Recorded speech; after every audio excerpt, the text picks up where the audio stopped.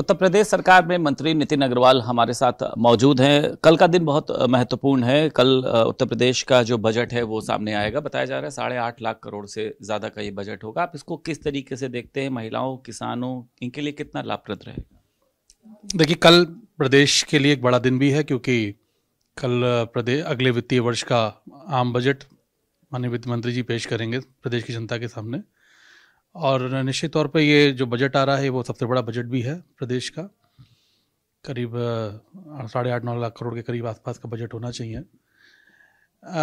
मैं इसमें ये कह सकता हूँ कि पिछले 2017 से लगातार आज तक उत्तर प्रदेश के सरकार आदरणीय योगी जी के नेतृत्व में उत्तर प्रदेश के 25 करोड़ लोगों के किसान और जन कल्याण के लिए काम कर रही है। और अगर मैं बजट को देखूं तो हम खास तौर से गरीब, किसान, नौजवान और महिलाएं, इन चार वर्गों में बजट को इन चार वर्गों में बांटकर और इन सभी लोगों के कल्याण की योजनाओं को बनाकर प्रदेश की जनता के सामने रखा है।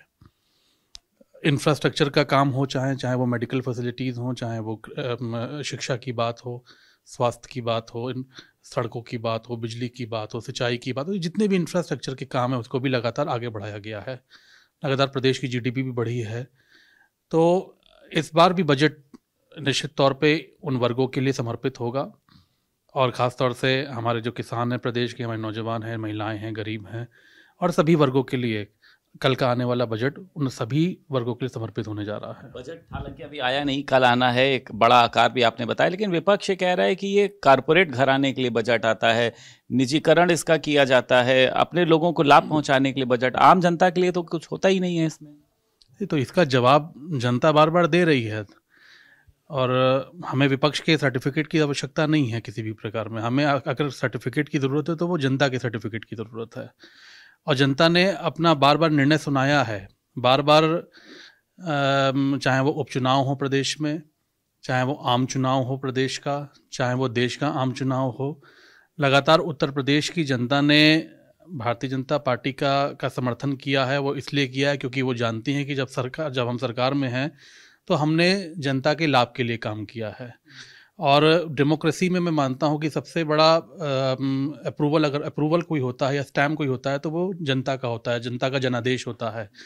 और जनता का जनादेश लगातार हमारे पक्ष में आ रहा है, तो इसका प्रत्यक्ष प्रमाण इसलिए यही है कि उत्तर प्रदेश की जनता हम पे विश्वास करती है। अच्छा, महाकुंभ को लेकर लगातार विपक्ष, जैसा आप लोग कहते हैं कि भ्रम फैला रहा है, शिवपाल यादव ने पानी को लेकर बोला, अखिलेश यादव ने बोला, ममता बनर्जी ने तो इसको मृत्यु कुंभ बता दिया है। तो आखिर महाकुंभ को लेकर क्यों इतनी ज़्यादा आलोचनाएं कर रहे हैं ये लोग?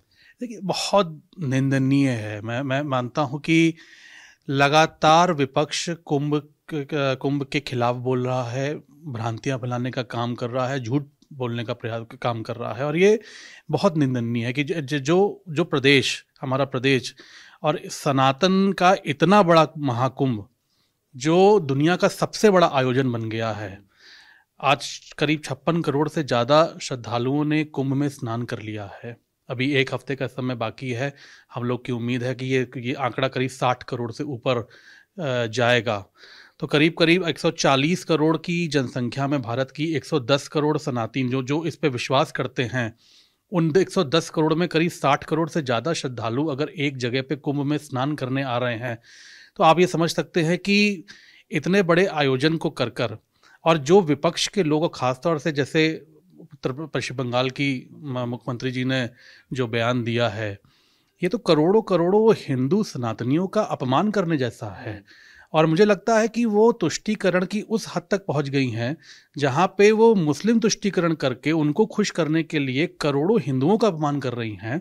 मैं मानता हूं कि ऐसा बयान निंदनीय है, उन्हें माफ़ी मांगनी चाहिए सनातन धर्मियों को हिंदू समाज के सामने।